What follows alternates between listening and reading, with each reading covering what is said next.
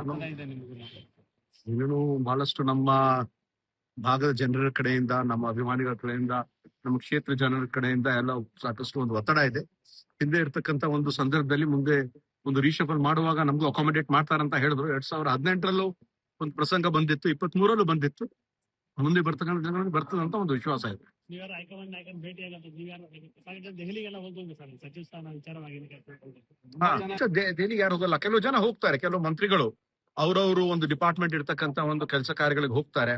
ಮತ್ತೆ ಇಂತ ಒಂದು ಸಂದರ್ಭದಲ್ಲಿ 1ನೇ ತಾರೀಕಿಂದ ಪಾರ್ಲಿಮೆಂಟ್ ಪ್ರಾರಂಭ ಆಗಿದೆ ಅಂದ್ರೆ ಎಲ್ಲಾ ಮುಖಂಡರು, ಮಂತ್ರಿಗಳು ಎಲ್ಲರೂ ಸಿಗ್ತಾರೆ ಅನ್ನೋ ಒಂದು ಸಂದರ್ಭದಲ್ಲಿ ಹೋಗ್ಬಹುದು.